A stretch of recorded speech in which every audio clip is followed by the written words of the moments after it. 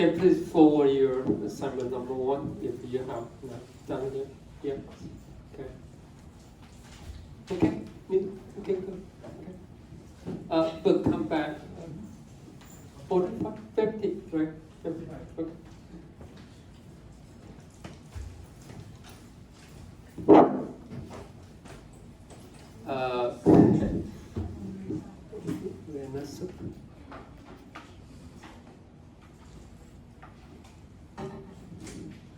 Well, you will have assignment number 2 today, okay?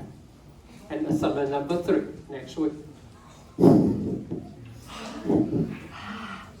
I try not to be cruel to you, but that's what you can learn from class by assignment. But for assignment number 2 and 3, I can wait until after the spring break. You are going to have a long weekend, right? Okay. So after I talk about the assignment number 2, you have to better get started today. Okay. Now, before that,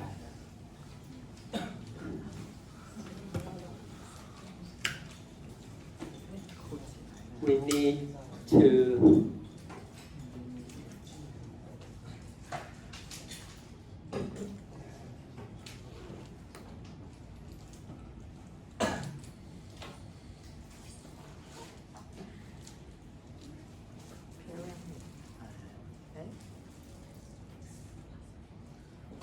get us back to convolutional neural network.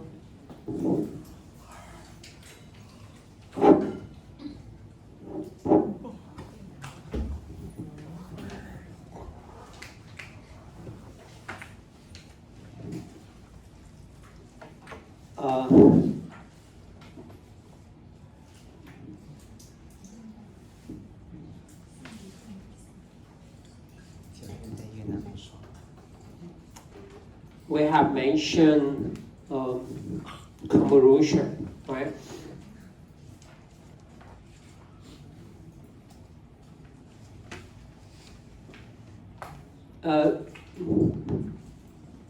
For convolution part, let me just remind you,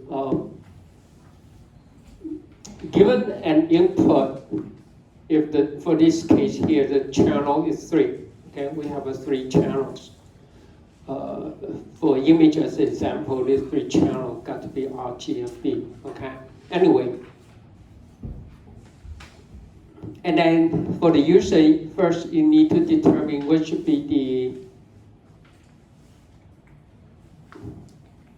filter size, and for this case, use 6, okay? 6 filters, okay? Use 6 filters. So after the convolution, the channel will become 6. So for the next convolution, because the input, okay, for this feature map is 6. So the filter, the channel of the filter must have 6 channels, okay? That's the only thing you must keep in mind, and that's it. And the number of channels or the number of filters are the hyperparameter. Okay, the user must make the decision along with the filter size. Okay, so that's it. That's about the convolution. Okay, I show you this. Okay, we have a 3 channel, but when you do the convolution is you do the calculation for each individual channel, okay? Not for it. So this is the first channel of the input, then you do the convolution with the very first channel of the filter, okay? So that's it. And the result will have 2 channels, that's because you use 2 filters for this example.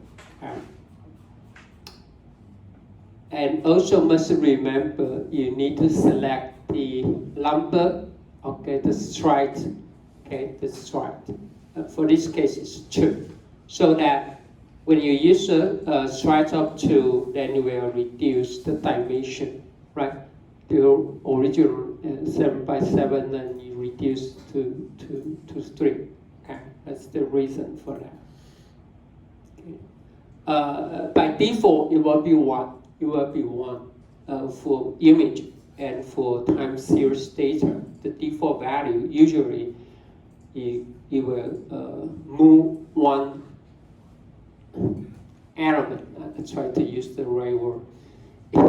Is image, then you will move 1 pixel. Okay. For time series, then you will move 1 time step at a time.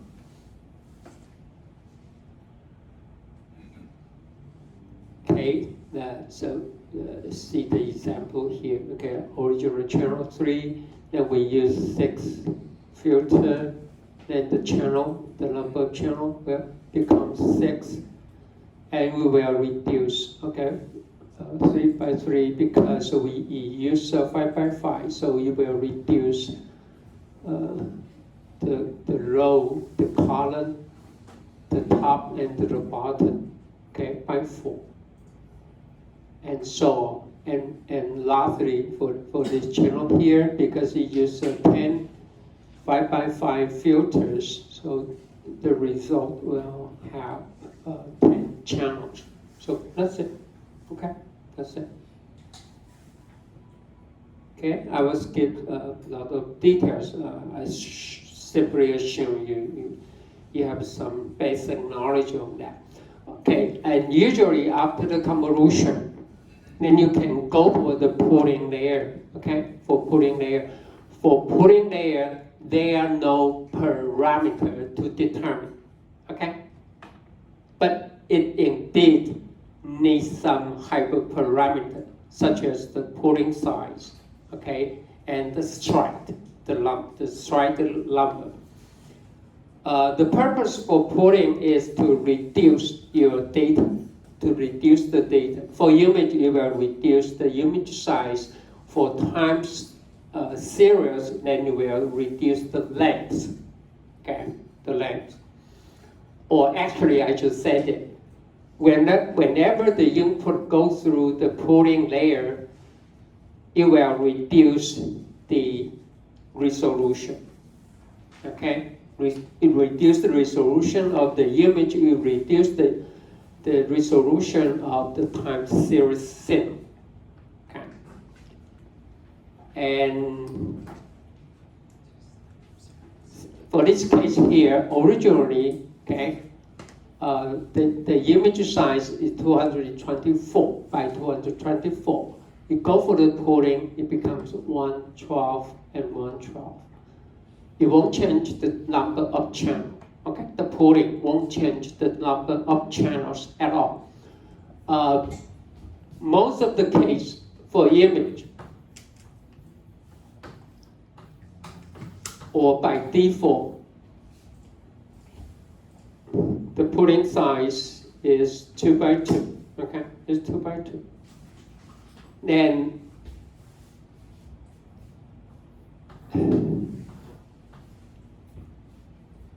and for time series, it will be 1 by 2. Okay, 1 by 2. With the stride up to. Okay? No matter for image or for time series data, usually we go for the stride up to, which means you will reduce the size by a factor of 2. Okay? By a factor of 2. So for time series data, if the original signal is t, the length is t. After you do the pooling, basically, you will reduce the size to half of the original length with the beginning and the end of the signal. You will reduce it, okay? And So it's the same for image. Okay, that's so-called the pooling. And for pooling, you have two choices. Basically, actually, you can design your own pooling. You can do maximal pooling or average pooling. Okay, you can go for the maximal pooling. The lamp imply you just retain the maximal value from these 4 elements, or retain the maximal value from these 2 elements in a time series data, let's say, okay? And average pooling, it calculate the average value, okay? Just store the average. So anyway, you just try to reduce the information or reduce the data, okay, size, or we reduce the resolution, okay? You can think of reduced resolution. Well, actually, if you care about, for example, about the time series data, first, if you go for, no matter you go for the maximal pooling or average pooling, that will reduce by half, okay? Then you will pooling one more time, then it will become only 1/4 of the original size. In that case, you could observe better the trend of the time series signal from the lower resolution. So for the higher resolution, it might help you to identify some anomaly or outlier or anything, which means in a higher resolution, we look for the details, okay, the local variation. But for the lower resolution, we try to look for the global trends, okay, no matter for time series data or for image, okay? So, but actually, this technology you use, if you know something about image processing, it used a lot in object detection. So in a higher resolution, it look for the what? It look for small object. Okay. The same object that far away from the camera. But for the lower resolution, it look for what? It look for the large object. Okay? When the camera is so close to the object, the same object, even for the same object. Okay, that's for object detection in image. So, when I say large object, is the large object in the low resolution.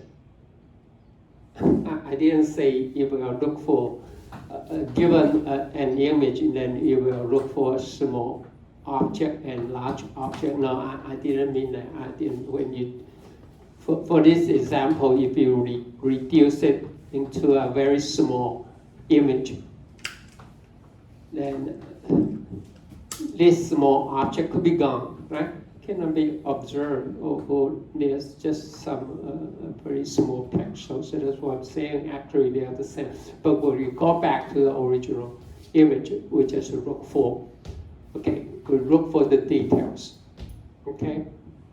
Lower resolution, we try to look for the global. So in that case, you input something. Let's take time series data as an example. Then we do the convolution. After that, you might even go for 2 branches. One for maximal pooling. Okay? The other one, you go for the average pooling. That's all up to you to build up your architecture. Okay? And then you can go for the convolution. Again, that you have a lot of different choices. Or later on, you can combine them together by simple addition. When I say addition, I actually add each individual element, okay, together. Or you can go for concatenation. Okay?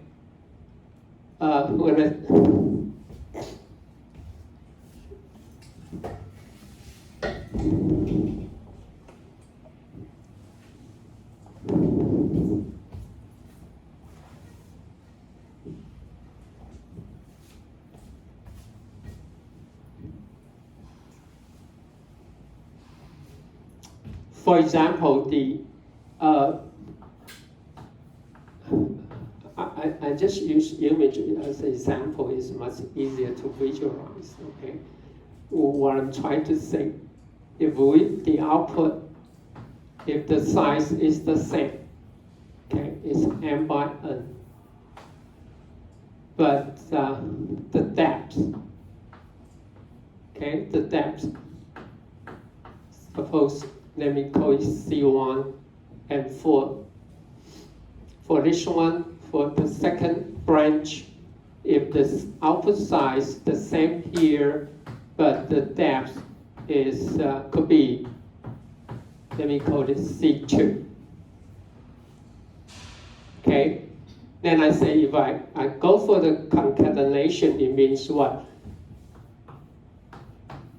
The final size, okay, in the dimension, in the spatial dimension, you won't change, but the depth, well, becomes what? Just put them together. The concatenate means just put them. 中文叫串接，串接，把它串在一起。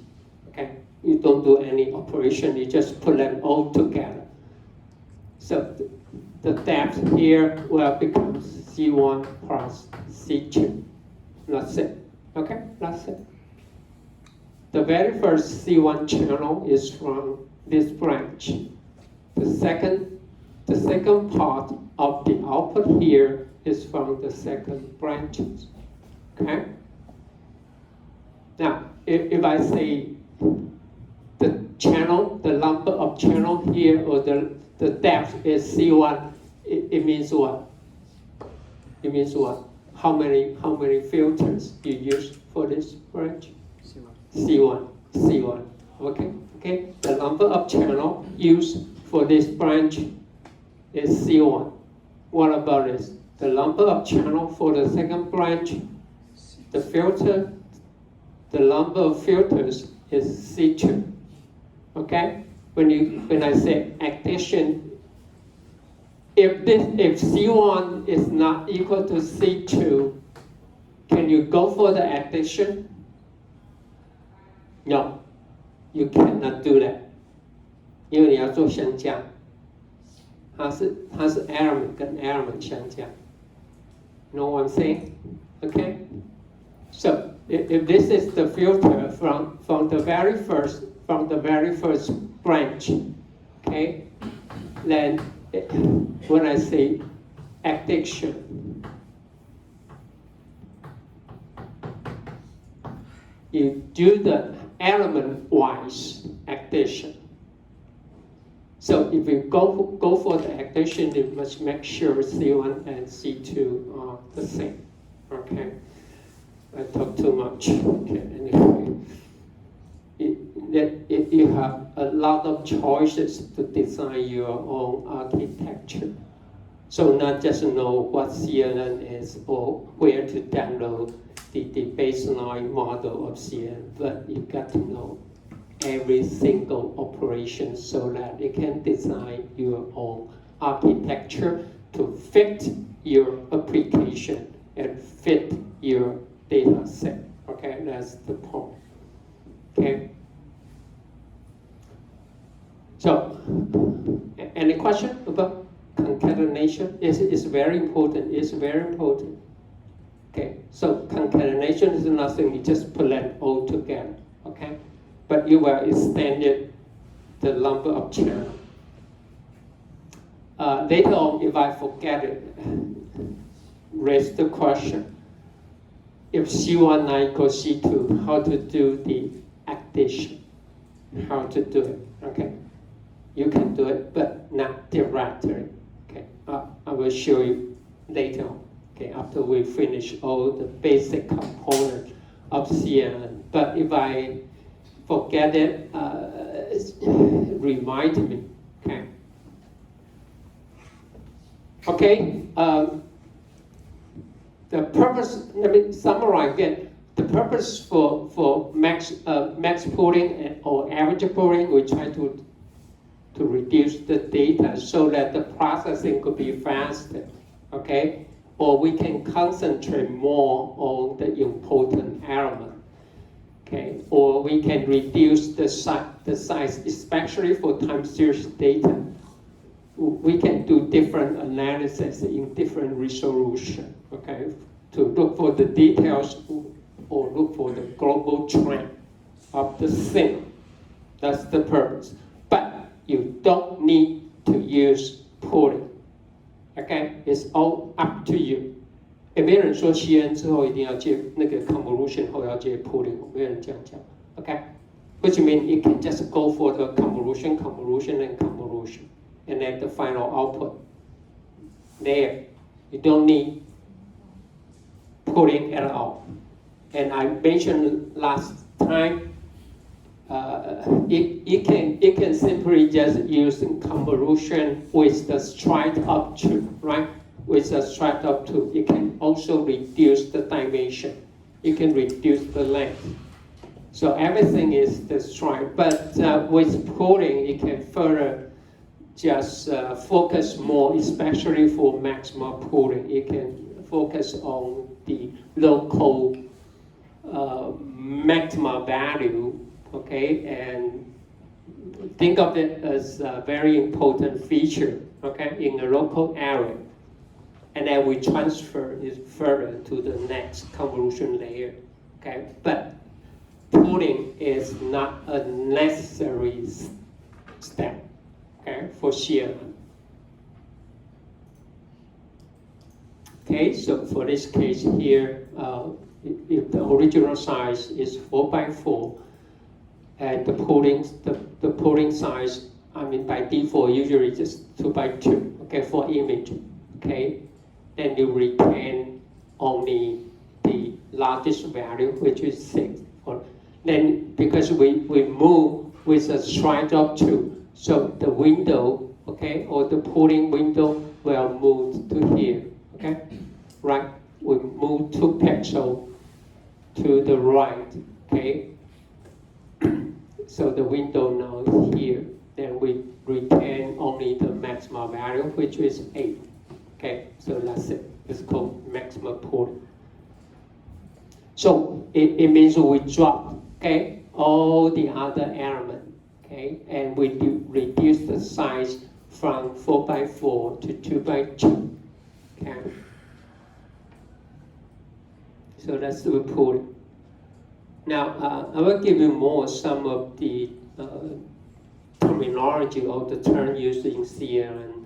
I will skip a lot of minor detail you already know. Anyway, the weight, okay, which the filter. Okay, if this is 3x3, you have a 9. Okay, for this case, you have a 9 parameter. You have 9, and this is so-called the weight. Okay. then you need to use the weight to do the convolution. And also there's a bias, okay? There's a bias. So your optimization will learn what should be the best weight for the filter, or for MLP, you will learn the connection, right? The connection. And also you will learn the bias, okay? The bias is another parameter to learn 所以呢，你只要不管用 MLP 那个 multi-layer perceptron 或 CNN， 他学的就是 filter 的这些值呢是自己学来的。还有另外还有一个这是它的 bias，OK？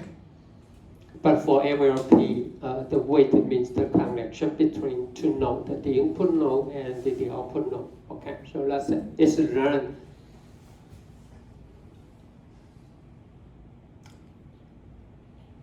And as I mentioned, actually, no matter the convolution or the MLP is a linear combination, right? It's a linear operation. 都是线性的。To get non-linear operation, which first one we use more convolution layer or we use more hidden layer. Okay, to use so that we can use a hierarchical linear combination to simulate the non-linear behavior. The other one is simply using the activation function so that the output can be non-linear. Okay, can be non-linear. That's another way to do it. 好，所以这边呢，我们需要用到一个除化函数。所以纵使呢，我们前面这边在运作呢，通通都是线性的，可是呢，因为这个除化函数呢，它可以是非线性。Okay, so that we can get some non-linear. Okay, we use a non-linear function. Okay, even for ReLU, I just mentioned that last week. The ReLU is nothing but it just maintain. If the value is negative, you just put it to 0. Even a simple activation function like this, the behavior is still non-linear. Okay, 它的行为也是非线性的。好 ，Okay, activation function. I will introduce more later. Okay.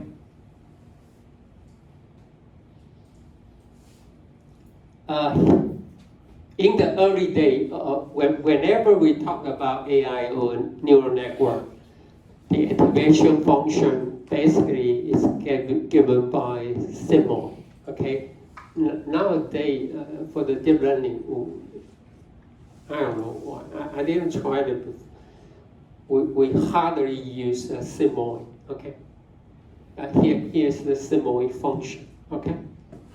X is the input. Okay. X the input. Input to the activation function. Okay. The input to not the original input, not the raw data, but the input to the activation function. Okay, here's the symbol.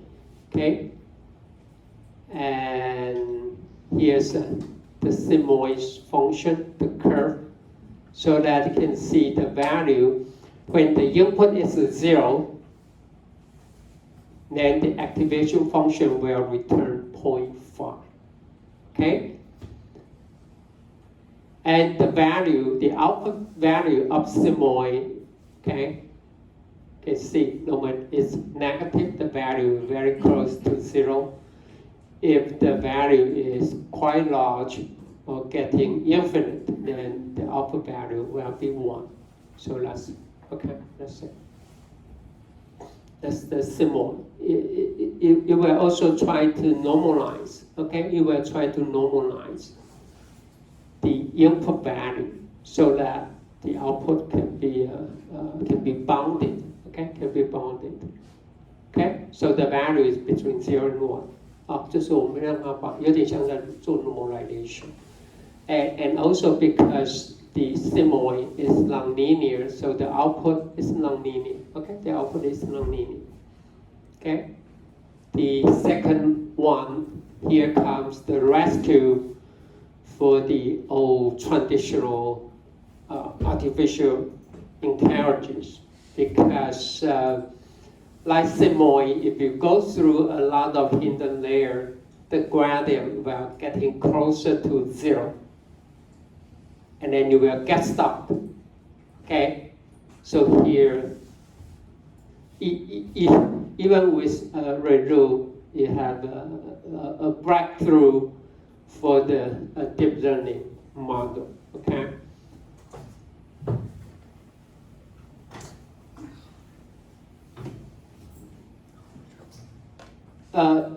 Because the optimization require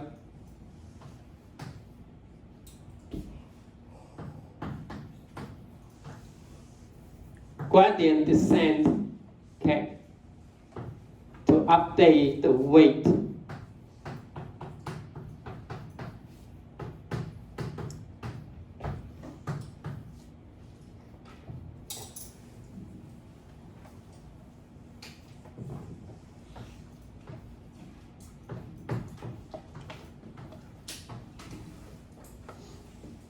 Okay, W. Okay, this is the current weight value.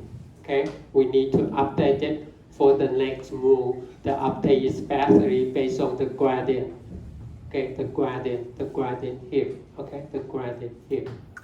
Okay, with respect to the parameter that you want to determine. Okay, so when this value is getting very close to 0, then you will get stuck, right? You go nowhere because it didn't know where is the direction to go. Okay, so that's the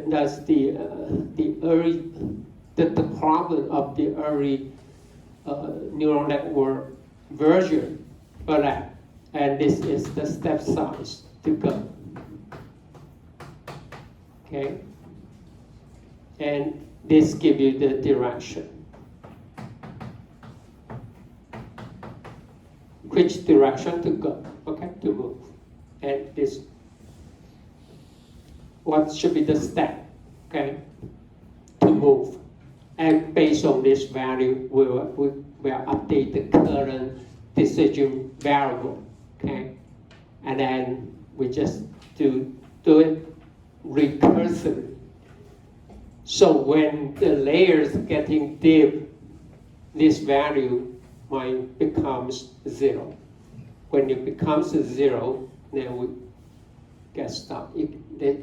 Because you don't know what should be the direction to improve your parameter. So that could be the problem. Okay, anyway. So this is much more popular. But I mentioned last week, when you use a model for regression, never use Redu in the output layer, because you will turn the negative value to 0, right? If your focus value could involve the negative value, don't just use linear, okay? Just use linear activation function. When you use linear, means you won't change the input at all, okay? So must be very careful, okay? So this is the curve. Everything is positive, you just maintain the original value. If the value is negative, then we put it to be 0, okay? That's Redu. Okay, another very popular activation function called hypertension, okay? Again, it's quite related to symbol, okay? Symbol. Here's the equation here. But take a look, this is the curve for the hypertension. The value for simoid is bounded between 0 and 1, right? But for hypertension, the value is bounded between -1 and 1. -1 and 1。好，前面我们讲那个 simoid， 它只是介于0跟1之间，这边的只是介于正负1之间。好。我不是说只有1跟负1哦，我是介于说负1跟1之间了。Okay, it's still the output. It's still a real number, but somewhere between -1 and 1. Okay. So when the input is 0, the output it will be 0, okay? But for simoid, when the input is 0, then the output will be 0.5, right? Okay, that's hypertension. And here's another one called softmax, okay? Softmax. Let's just take a look at the equation here.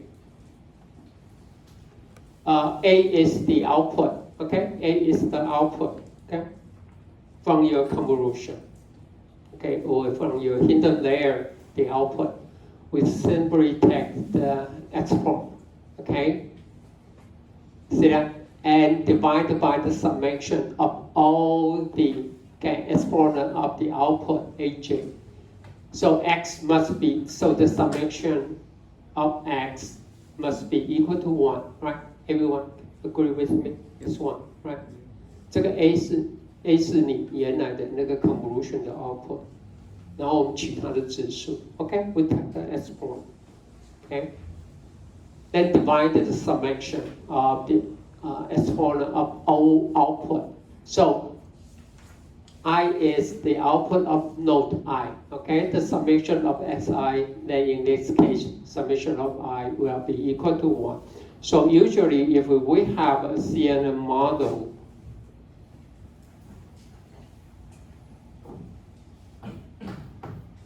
we have an input, okay? No matter it's an image or time series, then we go through the convolution layer, then the output, suppose we try to recognize an English letter, for example, okay? We have up to, it could be A, it could be B, right? So we have a 26, so the output have a 26 nodes, right? Then you will output the probability.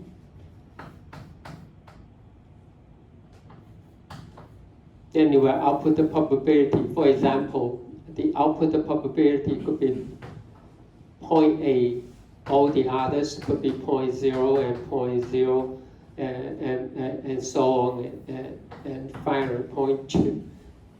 Then in this case, we will pick up the x must be the letter A.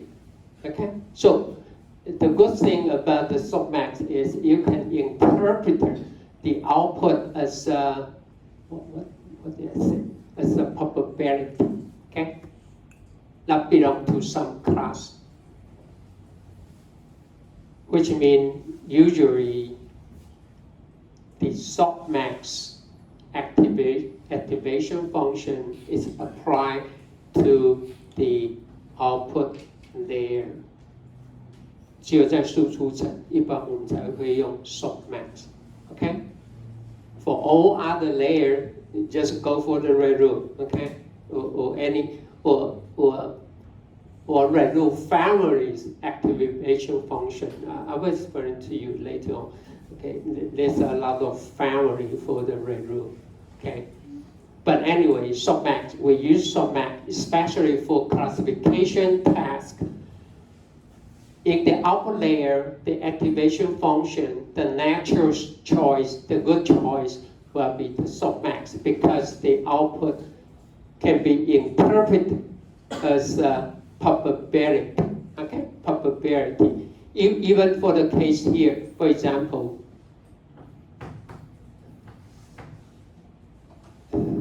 let me put it 0.4. And all others could be 0.1 and something, okay? So for this case, you might take it as a A. But we also have the chance to get the letter B because it's 3, or let me just put it higher, 0.35.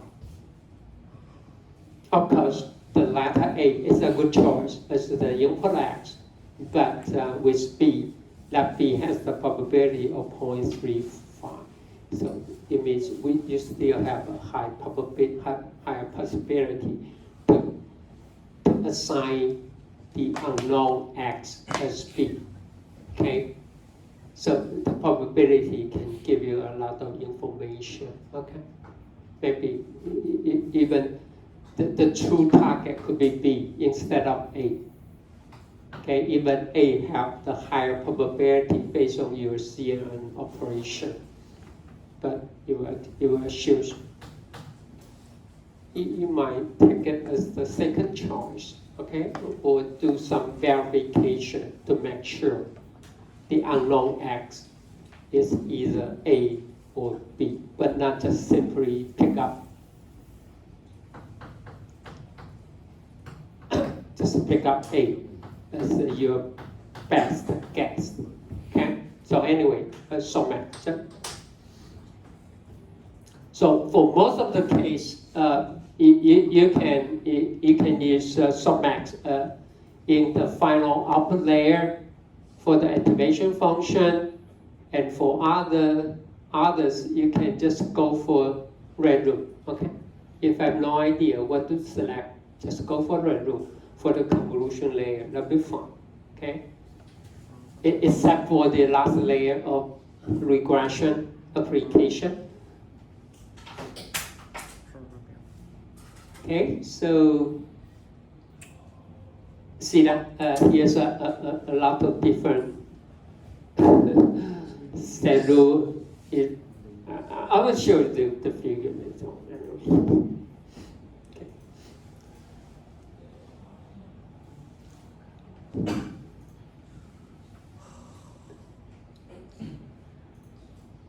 Now you know input output or hidden layer. Okay, that's for MLP, we call it hidden layer, okay? But for CNN, we call it convolutional layer. MLP, we already talked about it. MLP is only applied for vector value data, okay? Vector value data, okay? But for CNN, for convolutional, it works for unstructured data, okay? We never use vector value, we never apply CNN for the vector value data because the vector value data has no spatial relationship, they have no temporal relationship at all. Okay, so that if you, for example, if the input could be the weight, right? Then the second node could be the height of a person. Then we have some, could be the ages of the person. But if you go for the convolution, I mean, just make no sense at all, right?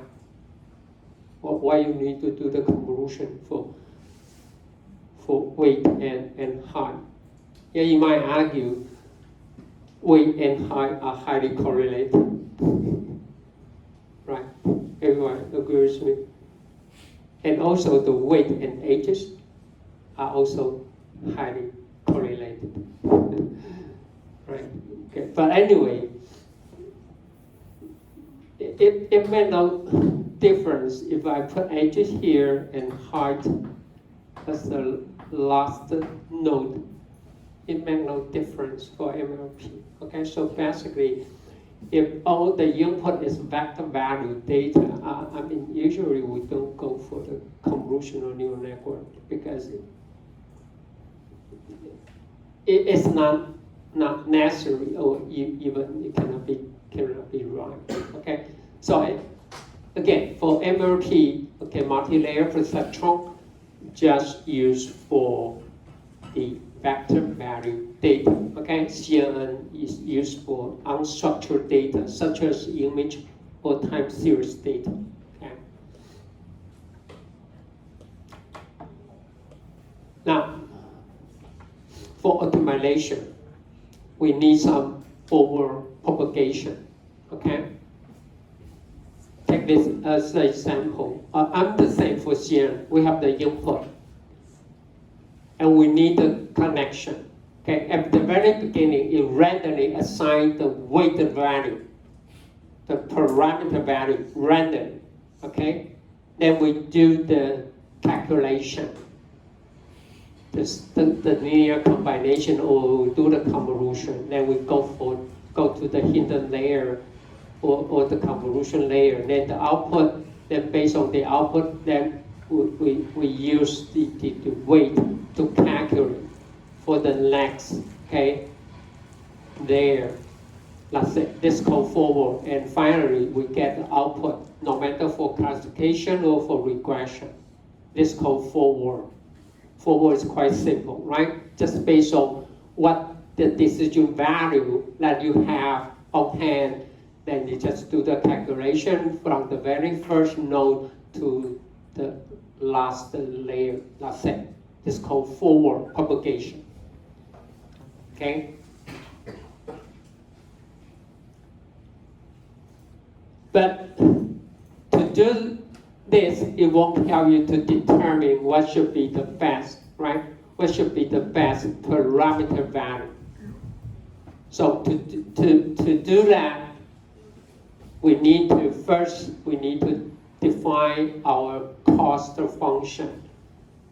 Okay, the cost function in deep learning actually is called loss function, which means we always try to minimize something. We minimize, we don't maximize. And you might wonder, what if you want to maximize? For example, this could be your objective from, you have learned the operations research, right? First, you need to set up your objective, right? Your objective.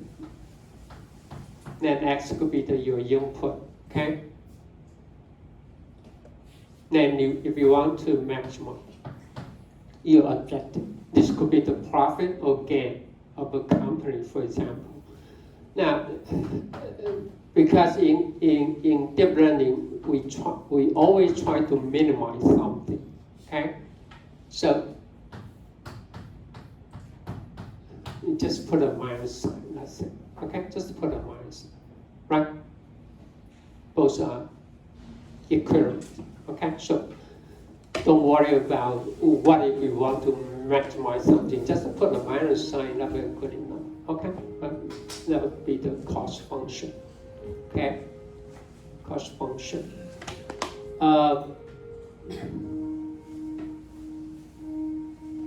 And then with the cost function, now you know, because the cost function is right here, the loss function. This loss function here, the loss function here. Now we can take the gradient with respect to the weight, right? The weight. So actually, you can put L as our loss function. 我们的损失函数. This is the weight you want to run. And the weight is running from the gradient descent. Okay? The gradient descent. So once you have the objective function or the loss function, we can take the derivative with respect to your decision function. Okay? And that's it. Just keep up that thing. So actually it's an iterative algorithm. Okay? It's an iterative algorithm. Okay? So anyway, gradient descent. Okay, let's take a break. Okay? So I will finish next hour. I need to finish it next hour. Okay? Just take too much time. But